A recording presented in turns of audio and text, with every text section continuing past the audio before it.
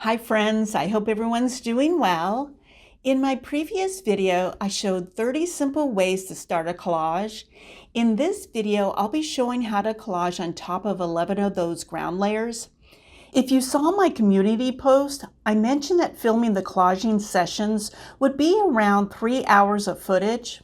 I took a poll to see how I should post this footage. The majority of you voted for 3 videos that are approximately 1 hour long. Watch out for those other 2 videos coming this month. You probably noticed the photo in the upper left corner. It's a 4.5 by 6-inch collage that was created back in November of 2024. For that month, I created one small collage a day for 30 days. I mentioned back then that I wanted to use them as inspiration for larger collages, so I thought this would be a good time to do that. Since there are 30 small collages and 33 of the ground layers, 3 of the collages will be inspired by common composition styles. I'll include photos of each inspirational collage and composition in each section. I considered the ground layer when pairing it with either a small collage or composition. It was obvious that some of them would be a good inspiration for the ground layer. Also, I'll be working on each ground layer in the order it was created in the previous video. Hopefully this will help you to refer back to that video if you wanted to see how a specific ground layer was created. I'll link that video in the description area. So let's get into talking about this first one. Since it leans more light to mid-tone in value, I brought out mostly muted dark value papers for contrast. I brought out the book pages for accent elements. Also, the inspirational collage design has 2 strong horizontal groups of elements. There's more room to work on this ground layer, so there'll be 3 horizontal groups instead. Since there'll be this slight difference in the design, this new collage won't be a duplicate. I'll add music while you watch me finish this first collage, then come back to discuss it.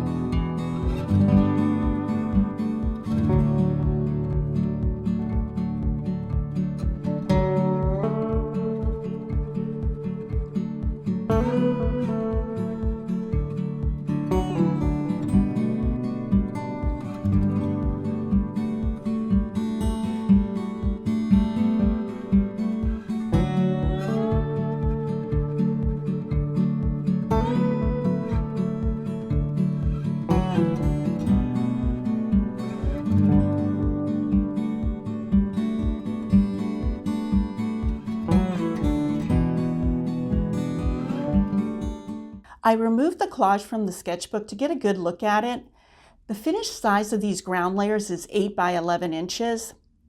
I like how the yellow-orange ground contrasts with the dark muted elements on top. Also, there's contrast between the loose, messy ground and the geometric paper elements. The 3 book page elements add just enough of a very light value. I think it was needed to break up all the dark elements. It's a subtle detail that I think was needed.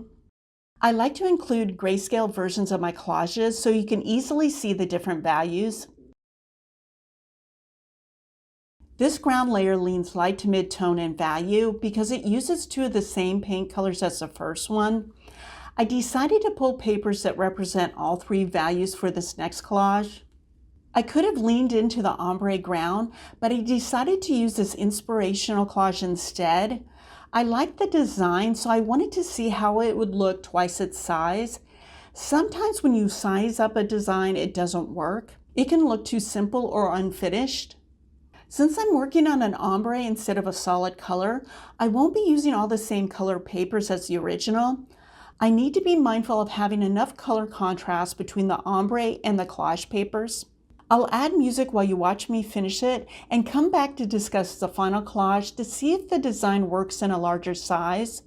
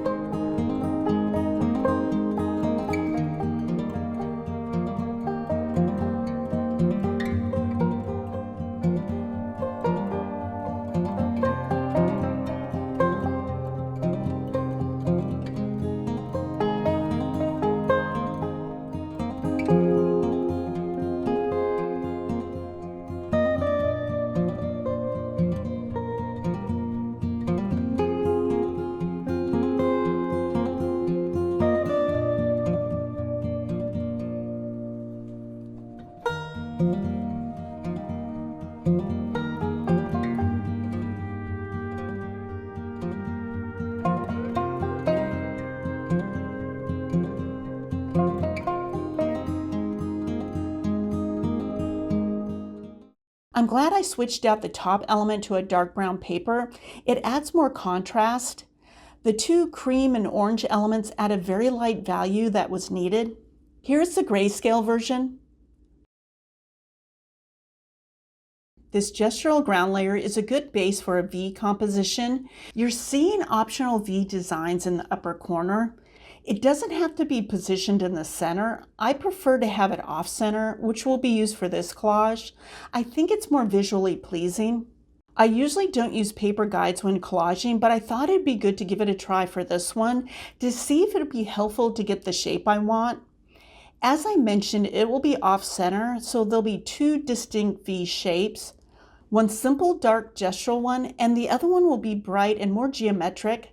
The bright colors will be placed horizontally, but at a slight angle. I'm being mindful of having elements in different sizes as well. The two different designs will contrast with each other to strengthen the visually pleasing collage.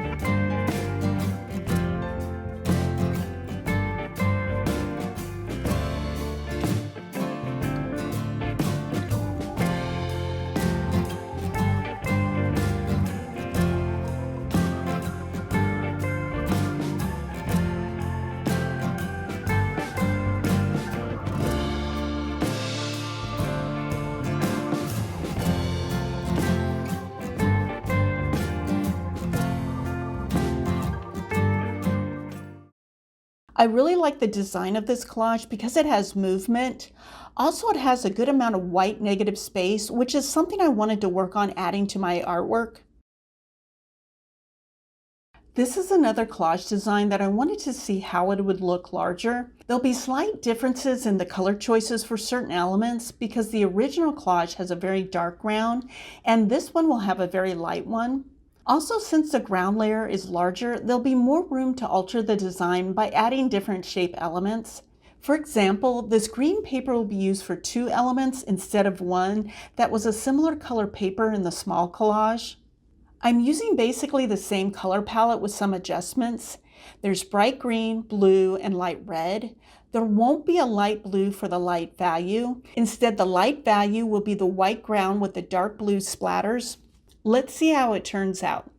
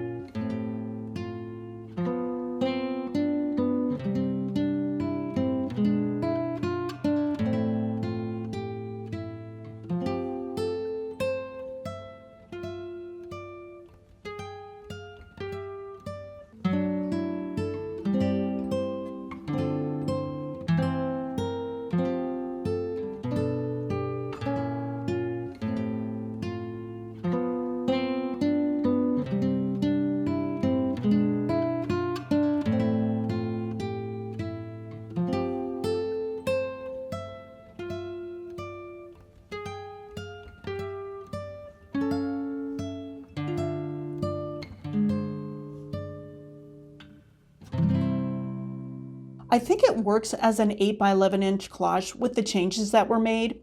If I recreate it any larger, then the design would need more elements. If not, I think it would look plain. Initially, I wanted to use the radial composition for this pour splatter ground. You can see how this composition would look with the radiating elements. When going through the small collages, I thought it'd be a good challenge to use this one as inspiration. It won't be a duplicate design. Also, there's another ground layer that would be a good fit for the radial composition, and I didn't want to use the same composition twice. The two splatters have a slight diagonal orientation going from top left to bottom right. I'm cutting this cream and light green paper into strips to reinforce the diagonal design. Once I get these papers into the right size and placement, then I'll work on the next layer, which is the shapes that look like cut frames.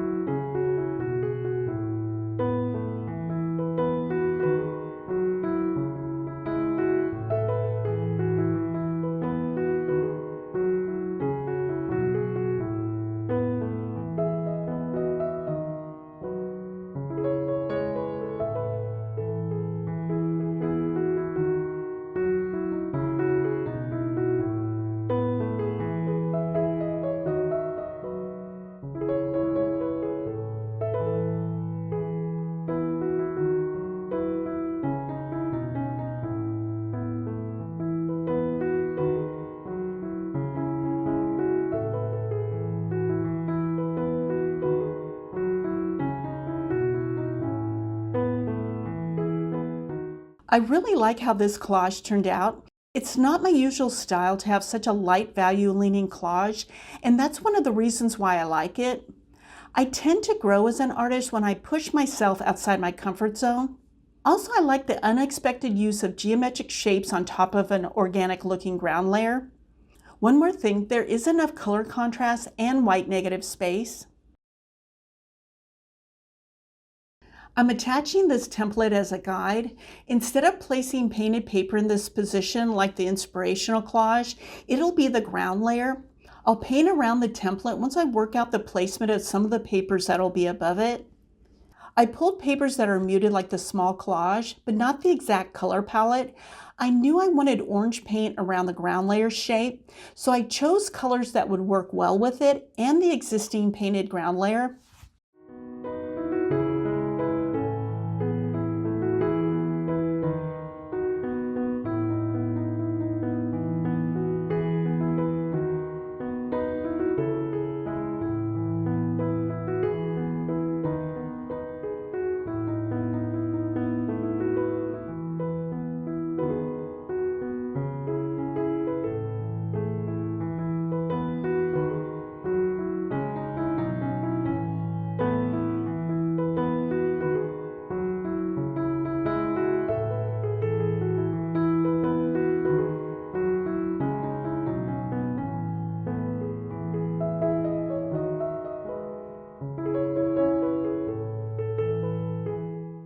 Now that I have a few of the papers selected from the ground area above the templates, it's time to paint. I just wanted a general idea of how this area would look before painting. I decided to draw around the template with a pencil instead of painting around it. I thought it'd be easier to paint that area.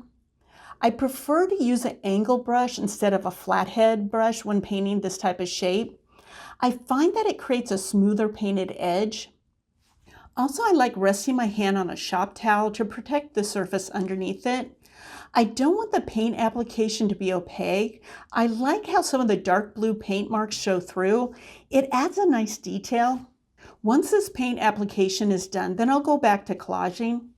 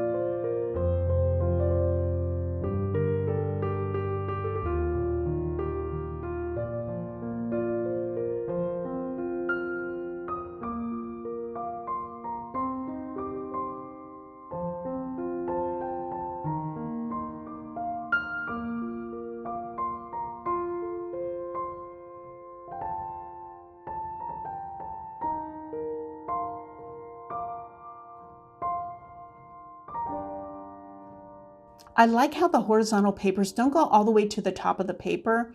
I wanted to keep some of the dark blue horizontal dry brush showing. Same with the vertical dry brush on the right side. Only a few papers were added as accents in that area. Also, those vertical papers tie in with the horizontal ones to add balance to the design. This is another small collage being used as inspiration to see how the basic design would look larger. I'll be using a different color palette for the papers that would work with the painted ground layer.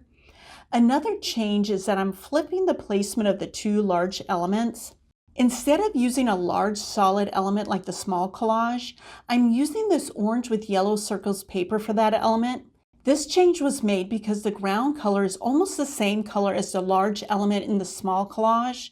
Also, the orange and yellow paper will add contrast.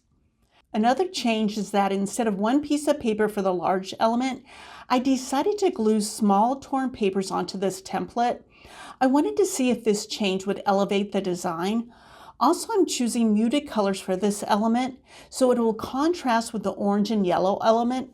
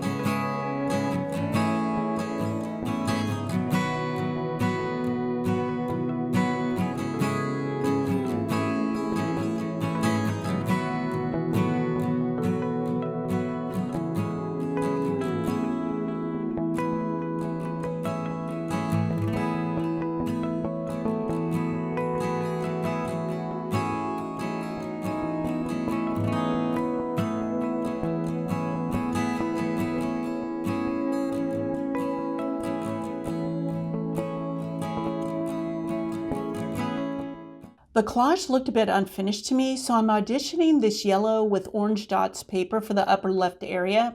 It won't be as large as the other two elements. It's a good design idea to vary the sizes along with the shapes of the elements.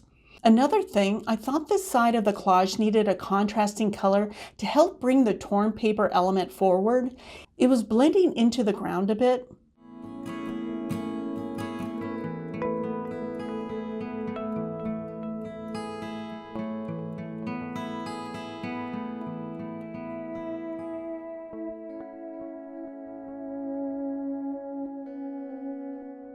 Making a few changes to the design made the original simple design successful as a larger one. I like how the two papers on either side of the paper element has a similar pattern, shape, and colors. These elements help to visually bring the torn paper element forward. All of these changes add cohesiveness and balance to the design. The design of this small collage will be used as a starting point for a more detailed design on this dry brush ground layer. As you will see as I build this new collage, I'm taking certain elements from the original and adding new ones. The new collage will reference the small collage but won't be a larger version of it. One of the major changes will be the color palette. For this larger collage, I'll have a muted one. Also, I'm using the faint horizontal marks as guide markers for the placement of some of the elements. If you remember from the previous video, these marks were caused by two pieces of paper that were behind the page when I was painting. You'll notice that as I'm building this collage, I'm overthinking how the elements fit together. I wanted the geometric shape of the elements to proportionally fit within the constraints of this ground layer. One section needs to fit into the next one, and so on. One more thing before I add music, I'm being mindful of keeping a good portion of the painted ground layer showing. I really like the expressive and textural look of it.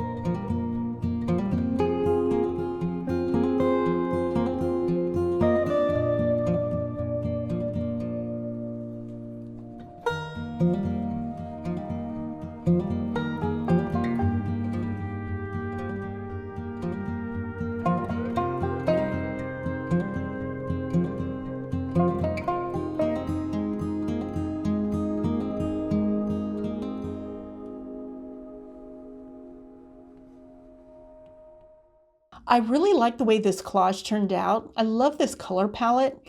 I made a note to use it more often.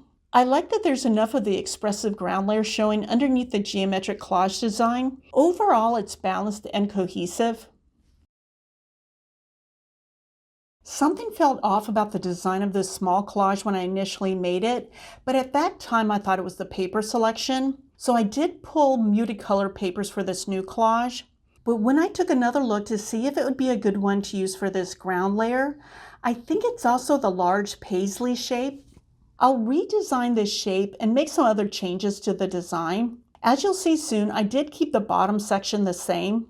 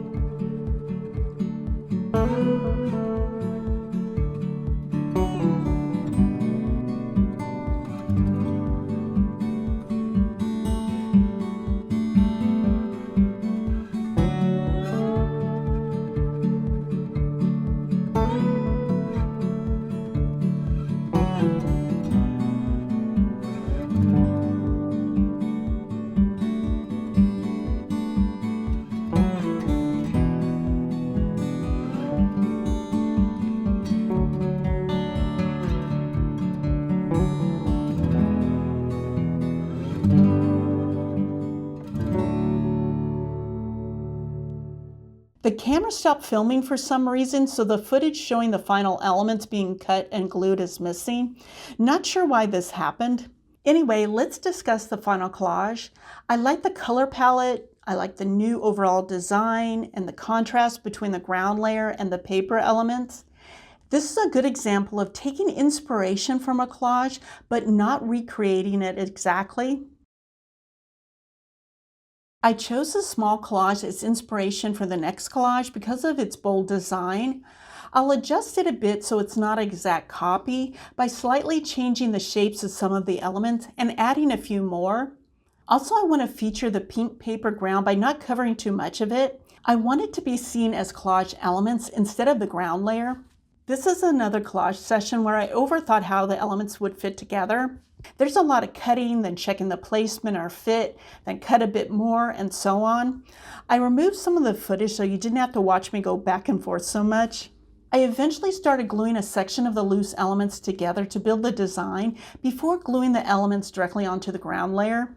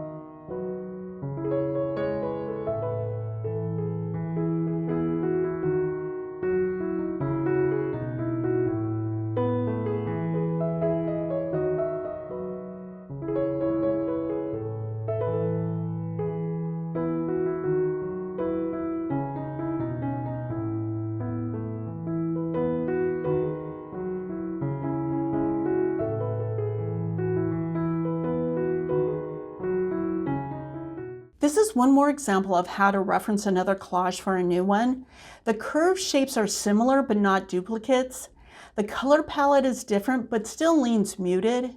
Both collages have an unexpected color. The inspirational collage has dark pink and this new one has light pink.